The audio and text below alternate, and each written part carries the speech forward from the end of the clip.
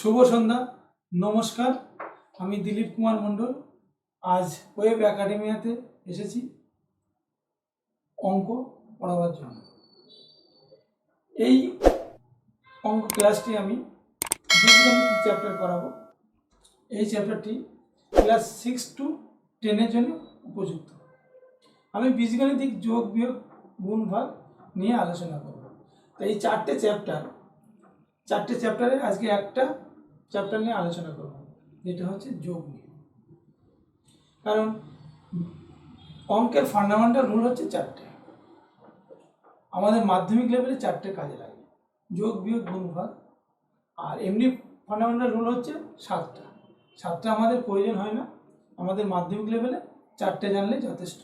সেই চারটের মধ্যে আজকে আমি বীজগাণিতিক যোগ বিয়োগ গুণ ভাগ নিয়ে আলোচনা করব। তাহলে আজ বলুন।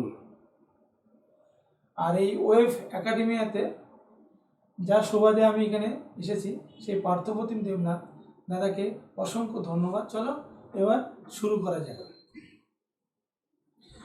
আজ আমি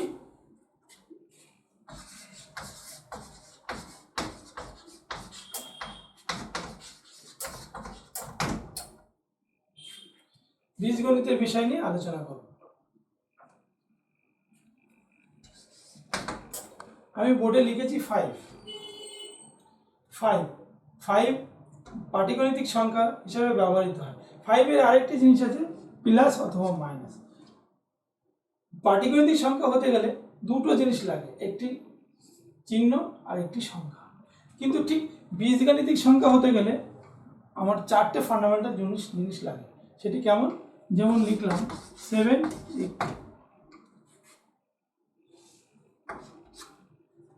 এই চারটে জিনিস নিয়ে একটি বীজগাণিতিক সংখ্যা হয়। সেটি কেমন? এইটাকে বলা হয় বীজগাণিতিক সংখ্যার নিধান বা বেস। বেসের ঠিক ডান দিকে একটু উপরে যেটা পাওয়া যায় সেটাকে বলা হয় ঘাত বা পাওয়ার। আর বেসের ঠিক সাইডে বাঁ দিকে যে থাকে তার নাম দেওয়া হয় সহগ। আর চিহ্ন সবার বাঁ দিকে বসে। এই চারটে জিনিস নিয়ে একটা বীজগাণিতিক সংখ্যা হয়। স্বাভাবিত আমরা এই চারটে জিনিস সমস্ত বীজগাণিতিক সংখ্যাতেই দেখতে পাবো। যদি এখন প্রশ্ন করা হয় যে এটা কি চারটে জিনিস আছে, যদি প্রশ্ন করা হয় 7x এটা কি চারটে জিনিস আছে? হ্যাঁ, প্রত্যেকটাতেই চারটে জিনিস আছে। কেমন? তোমরা একটু ভালো করে খেয়াল করো যে এই জিনিসটা যে এক্স কিউব,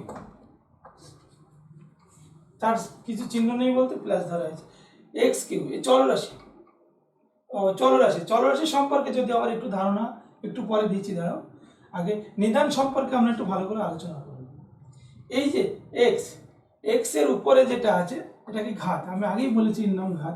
এই যে সহগ বলতে কিছু নেই, কিন্তু সহগ বলতে কিছু নেই বলতে এক ধরা হয়। ঠিক পরবর্তী সংখ্যাটাতে দেখো ঘাত বলতে কিছু নেই, কিন্তু আমরা এখানে ঘাত এক ধরা হয়, কিন্তু সহগ 7 আছে আর নিধান এক্স। এবার আমরা চলে যাব চলরাশি হিসাবে। চলরাশি কি জিনিস?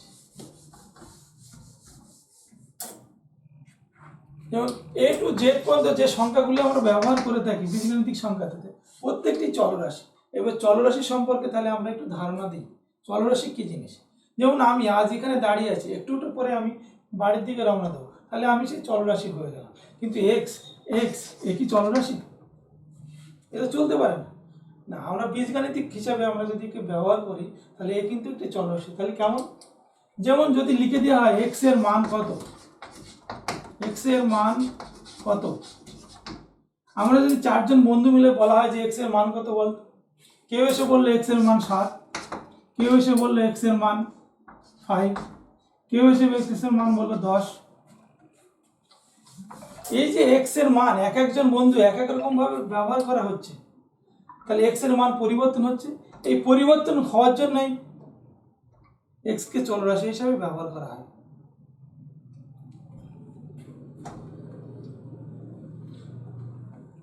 যদি পরিবর্তন না হতো, যদি বলে দেওয়া হতো যে x এর মান 10, তাহলে আমরা প্রত্যেকটা বন্ধু মিলেই বলতাম না x এর মান 10, তখন কিন্তু x আর চলরাশি থাকতো না, সেটা কনস্ট্যান্ট পদ হিসেবে ব্যবহার করা হতো। যাক, তাহলে আমরা চলরাশি সম্পর্কে একটু ধারণা পেলাম। এবার যাব আমরা বীজগাণিতিক সংখ্যায়।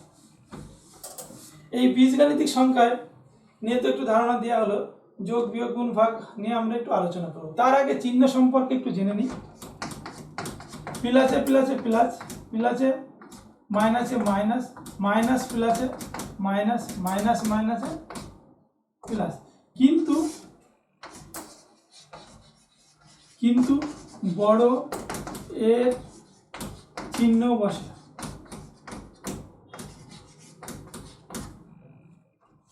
এইটা আমাদের ফান্ডামেন্টাল রুল, এটা আমাদেরকে জানতেই হবে। এবার আমি বীজগণিতিক একটা সংখ্যা নিয়ে আলোচনা করছি। 5x³ plus 7x² plus 8x plus 7। বীজগাণিতিক যোগ বিয়োগ নিয়ে যদি আমি আলোচনা করতে যাই, তাহলে প্রথমেই আমাকে দেখতে হবে যে বীজগাণিতিক সংখ্যার নিধান এবং ঘাতের সাথে মিল আছে কিনা। যদি নিধান এবং ঘাতের সাথে যদি মিল থাকে, তাহলে সহগের সাথে সহগের যোগ বিয়োগ হবে, নতুবা যোগ বিয়োগ হবে না, তারা পাশাপাশি অবস্থান করবে। যেমন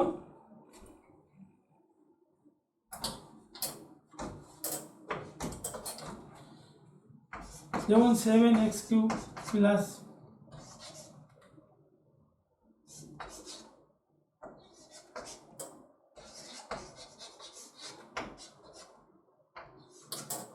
লিখলাম।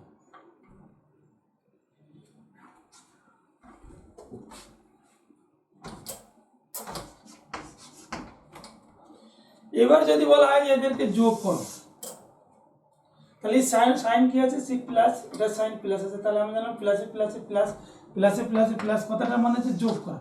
যোগের ক্ষেত্রে আমি জাস্ট যোগ নিয়ে আলোচনা করছি। যোগের ক্ষেত্রে প্লাসে প্লাসে প্লাস কথা মানে যোগ করা, প্লাসে মাইনাসে মাইনাস কথা মানে হচ্ছে বিয়োগ করা। তাহলে বিয়োগ করবো আমি, দুটো রাশির মধ্যে বিয়োগ করে দেবো। আর মাইনাস প্লাসে মাইনাস মানে বিয়োগ করে দেবো, মাইনাস মাইনাসে প্লাস মানে আমি যোগ করবো। দেখি এখন চিহ্নতে কী হয়। তার আগে আমার সবসময় খেয়াল রাখতে হবে যে যখনই যোগ বিয়োগের কথা মাথায় আসবে, তখনই আমার নিধান এবং ঘাতে মিল আছে কিনা দেখতে হবে।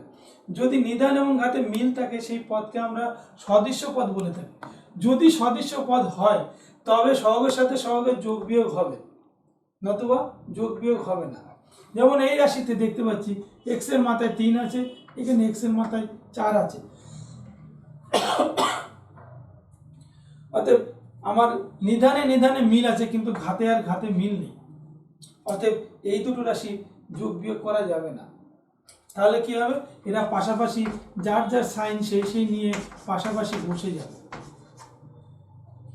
পরবর্তী রাশিটা দেখি যে হ্যাঁ এক্স এক্স ঘাত ঘাত মিল আছে, তাহলে কি হবে, সহগের সাথে সহগের যোগ বিয়োগ হবে। এখন চিহ্ন কি বলছে দেখি, চিহ্ন বলছে মাইনাস প্লাস, প্লাসে মাইনাসে মাইনাস মানে বিয়োগ করতে বলেছে। আমি সাথে সাথে ছোট থেকে বড় বিয়োগ করে দেবো। আমি তো 7 থেকে -7 10 বিয়োগ করতে পারবো না। তাহলে আমি কি করবো, এটা থেকে বিয়োগ করা যাবে না। সাথে সাথে কি করবো, বড়টা উপরে লিখবো, ছোটটা নিচে লিখবো, লিখে বিয়োগ করে দিলাম। বিয়োগ করে দিলাম, বিয়োগ করার পরে নিধান এবং ঘাত বসে যাবে। নিধান এবং ঘাত কোনোরূপ পরিবর্তন হবে না, তারা যেমন ছিল তেমন পাশাপাশি বসে যাবে। এবার চিহ্ন কি হবে, চিহ্নে বলা আছে যে বড় এর চিহ্ন বসে। এখানে খুঁজে দেখবো বড় এর চিহ্ন কি আছে। সাতের চিহ্ন মাইনাস আছে, 7 থেকে 10 বড়, তাহলে 10-এর চিহ্ন প্লাস আছে, অতএব প্লাস চিহ্ন বসবে। আর পরবর্তী রাশিটা দেখি কি আছে।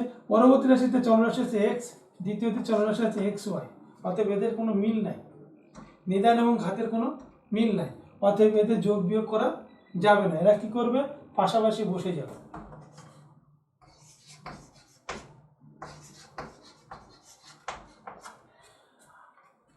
আর এটা তো ন্যাচারালি 7 আর 2 = 9। এইটা হলো আমাদের যোগের কনসেপ্ট বা প্রাথমিক ধারণা দেওয়া হলো। তাহলে আমি আরেকটি উদাহরণ নিয়ে এটাকে বিশেষভাবে আলোচনা করে দেখি আবার কি করা যায়। আমি আরেকটা দ্বিতীয় উদাহরণের সাহায্যে যোগ বোঝানোর চেষ্টা করছি, তোমরা একটু ভালো করে দেখো। যদি অসুবিধা হয় তাহলে তোমরা আমাকে জানাবে এবং কমেন্ট করবে যে এইখানে বুঝতে পারিনি বা এখানে অসুবিধা হয়েছে, তাহলে আমি সেইখানটাতে পরিবর্তন করে আবার রিকভারি করার চেষ্টা করব। আমাদের ম্যাক্সিমাম ছেলে মেয়ে এই বীজগাণিতিক যোগ বিয়োগ নিয়ে টেনশনে থাকে, তারা জানে না মানে ফান্ডামেন্টাল রুলগুলো কী করে করতে হয়।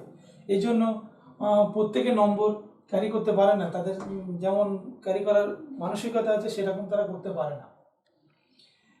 যোগ বিয়োগ গুণ ভাগ এই 4টে রুল যদি তারা খুব ভালো করে রপ্ত করতে পারে তাহলে তাদের আর কোনো অঙ্কের প্রতি একটা ভালো আকর্ষণ চলে আসবে এবং তারা তরতর করে অঙ্কে ইন্টারেস্ট আরও গ্রো করতে পারবে। আমি দ্বিতীয় উদাহরণ নিয়ে যেটা নিয়ে আলোচনা করতে চাইছি সেটা একটু দেখুন।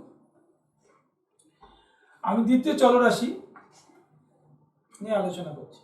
এক্স এক্স এর ঘাত আছে 3, এর ঘাত আছে 3, তাহলে এটা আমার সদৃশ্য পদ হয়েছে, অথবা আমার একটা মিল আছে, এটার সাথে সাথে বসিয়ে দিই। এবার চিহ্ন কি বলছে দেখি, প্লাসে মাইনাসে মাইনাস মানে বিয়োগ করতে বলেছে, সাথে সাথে বড়টি উপরে লিখবো, ছোটটি নিচে লিখবো, বিয়োগ করে দেবো।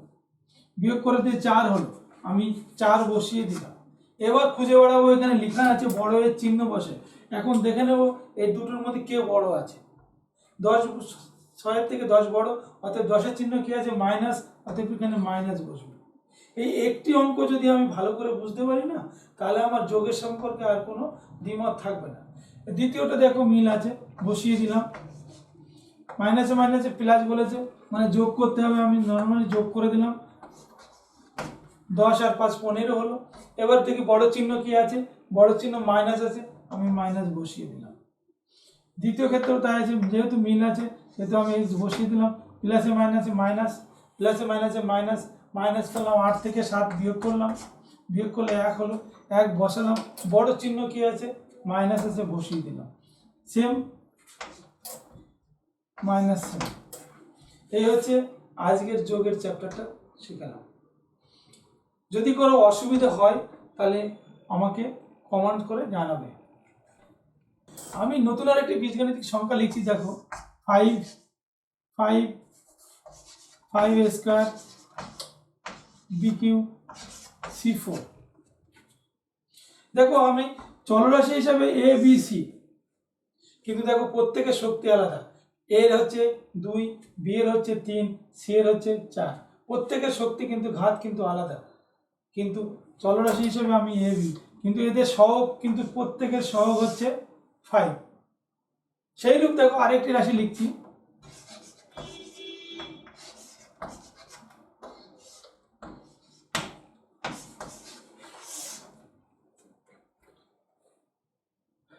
যদি এখানে বলা হয় নিধানকে, নিধান হচ্ছে ABC, এরা হচ্ছে নিধান। A এর ঘাত কত, A এর ঘাত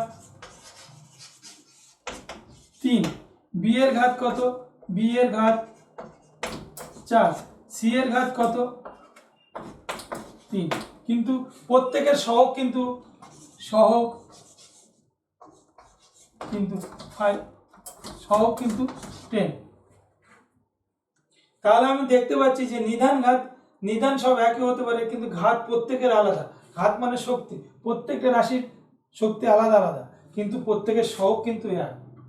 তাহলে আমরা বীজগাণিতিক সংখ্যা যে যাই হোক না কেন, সহগ প্রত্যেকের এক থাকবে, ঘাত প্রত্যেকের আলাদা হতে পারে, কিন্তু নিধান।